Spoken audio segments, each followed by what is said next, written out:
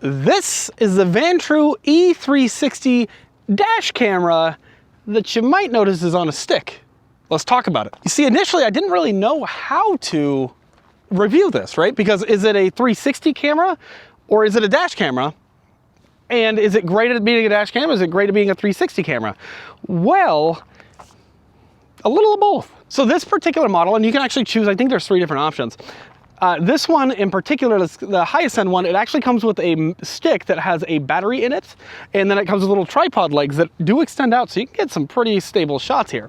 And that is the key, because as a 360 camera, it's not going to compete with something like the Insta360 X5, but it might just be better than your phone, for example. Or for the times that we want, we're on the $1 million highway and we want to get all these beautiful views, and you want that kind of wide angle, beautiful shot, well, that is really nice because the camera is always in front of you, right? It's mounted on your dash. The thing about this guy, and the reason it's going to be hard to use as an everyday vlog camera, is because if I'm moving, like I always do with the, I use a DJI Action 5 Pro, this guy doesn't have a stabilization.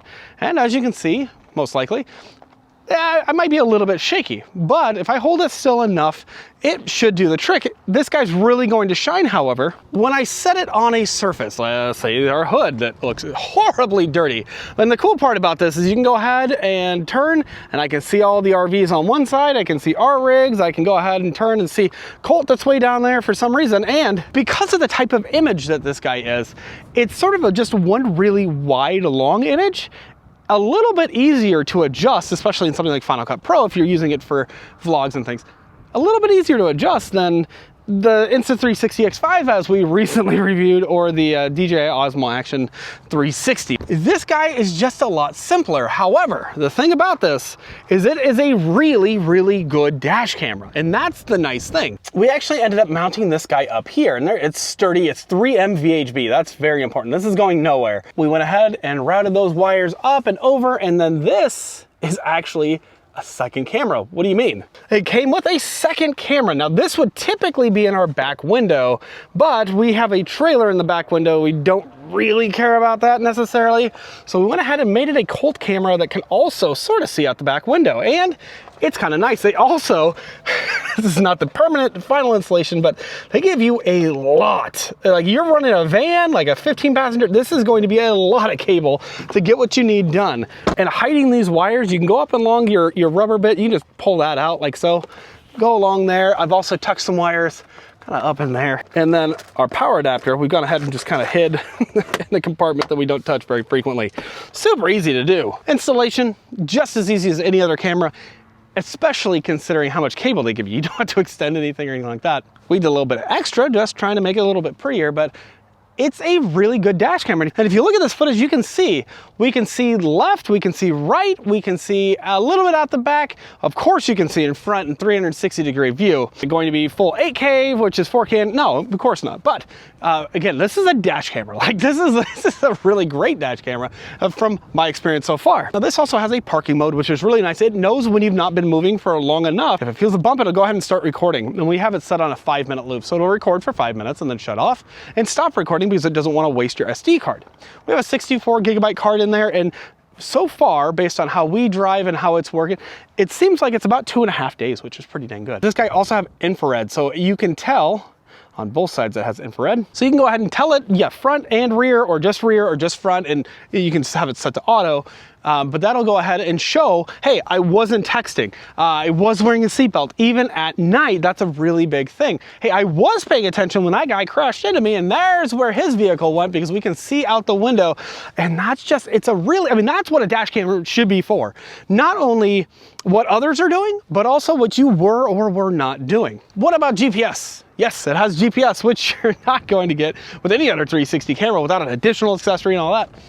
But this guy has it built in. It's gonna read that out. It's gonna give you the timestamp, and then you can change all these settings if you don't want any of that. You can also, say you have it on a particular vehicle, you have this on a fleet, for example, and you want the footage on a particular, you can put a license plate in there, which is really nice. So for us, I just put a CLM-Indy, and there we go. I don't know, that's just it's a kind of a cool little detail there. It does generate its own Wi-Fi, so while you're setting up especially, it's very handy, because you can go ahead and see everything that it sees, and you can see both cameras, or just one or just the other. And you can also change all of the settings that you want to on there, which is really a nice thing. The stitch line is not bad. It's not bad. And like with any 360 camera, the closer you are, the worse the stitch line is. But the cool part is that we're not facing either of those lenses. We're right in the stitch line, and it's still picking us up just fine. I mean, good enough for me, that's for sure.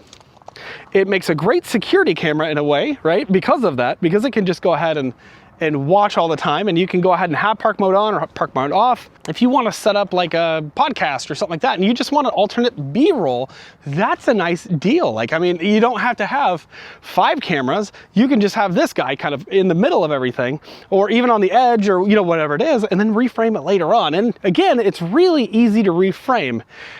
I mean, it's pretty dead simple, actually. It does have super capacitors on board, but the power consumption of this guy while being low is not nothing. And so it will go ahead and save what you're working on, and then it's going to shut down when you disconnect it from power. But operating this is really quite simple. You have one big button here. When it's recording, it'll go ahead and this guy does flash green. I'm kind of surprised it's green, not red for recording, but hey, there you go. And we can also use that button to take photos if we want to. And if you're wondering, because you don't want it recording you constantly and weird things that you say while you're driving, well, you can shut that off. The touchscreen on here, very easy, very responsive. You have options for like dual fisheye, and I'm not gonna use that. If I wanna go ahead and shut this guy off, I can just go ahead and press and hold that button here. And then to charge the stick, because again, this has the battery in it, there's the little USB-C. It's all USB-C. Now I'm gonna go ahead and unscrew this right like that. Give it a second, and you can see that's how it mounts. Kind of a smart setup. Let's go mount it in the truck. So we'll go ahead, and all you gotta do is just slide it right on. It's quite nice. And I'll show you what it looks like from the driver's side. Go ahead and plug in our rear camera there. And there we go. And it does have some adjustment. I've gone ahead and created this little switch. There we go. We'll give it a second, it'll automatically power on. There we go.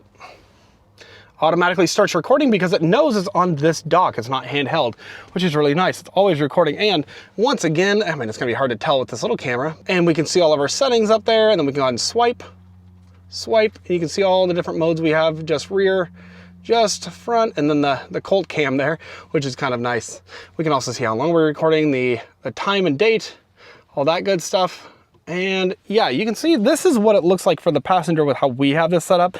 It's nice and tucked up. It's really not obstructing by any means. And so while it's taller than most dash cameras and a little chunkier, it's well worth it in my opinion. But let me show you what this looks like for the driver right over here. So this is about perfect for our perspective here. And you can see it really doesn't take up any extra line of sight, not much at all. That of course is aided by this stupid chunky mirror that we have, but really it's not much. And of course, because we rewrapped and rewired everything, I also have a more clear line of sight here. So while you're installing this, maybe just clean those wires up if you so choose, but that's it. I mean, that's really not bad. Now, if I wanted a better view of me, of course, just so like I could see, you know, maybe my eyes better or whatever, I can just tilt that guy down. It's really not that big of a deal, but I do like, you know, I like the way that is, right like that. And it's perfect. Now it does stay there. I mean, we have gone over some good bumps. It stays there, it's super stable. Now to wrap this up, this is a dash camera that is also a 360 kind of vlogging sort of camera. And how does it stack up against, you know, dedicated, well, first off, I think as a dash camera, it's as good or better, and it has better features, and it's definitely higher quality than I've seen out of almost any other dash camera. I think I saw one dash camera that was like $450+ that was metal. But this has almost all of the features I could want. If I could add anything, it would actually be the ability to remotely view it, like connect this to our Wi-Fi hotspot. But I see why they don't have that. I think most people wouldn't care about that, but we're always sort of hitched up to our trailer, right? So, but it would be nice to be able to remotely view it like we do our Wise cams. But beyond that, like as a dash camera, I think it's fantastic. As a 360 camera, I think it's really neat, and it is a nice B-roll camera. It's pretty good, right? And you can do a little software tweaking, color tweaking, maybe soften it a little bit because of the over sharpening. Yeah, I mean, you can make it work. I think it's really, really nice. And it is definitely good if you don't have anything and you're like, I don't know, I just want to fiddle about. This is awesome. It's a nice little feature to have, but I don't think you should buy it if you want a dedicated action camera. Why? no stabilization, right? Like if I want 360 and I'm gonna walk around and I want stabilization, yes, this is not going to do that. You're not attaching this to your bike. This on your bike and you're going over, even little bumps, you're just gonna see them all, right? This on a helmet or you know, whatever. It's just not gonna happen. That's not why you buy it. I think you buy it for the extra perk and as a dash camera and the ability to show what's going on and really to cover your butt. And honestly, like I was watching one channel last night where one gentleman was, he's driving through, he gets to the intersection, a white Subaru Outback cuts him off. They had to slam on their brake because they didn't realize that long line of other vehicles was at a dead halt. So because he cut him off, the truck did not have enough time to stop, but he rear-ended that person. And according to these vloggers, the trooper said, if you did not have this dash camera, you would have been found at fault.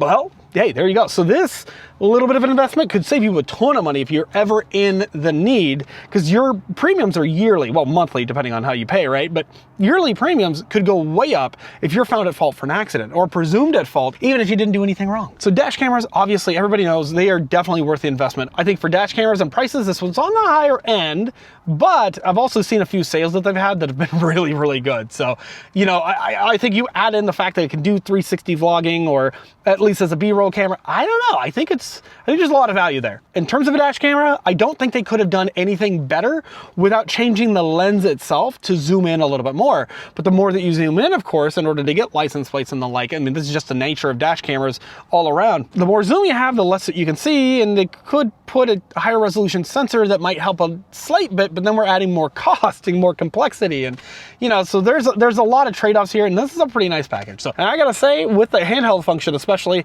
I think it won't just remain on our dashboard. I think we're gonna actually use this as a B-roll cam in the future. Thanks for watching, guys, and we'll see you in the next video. Bye.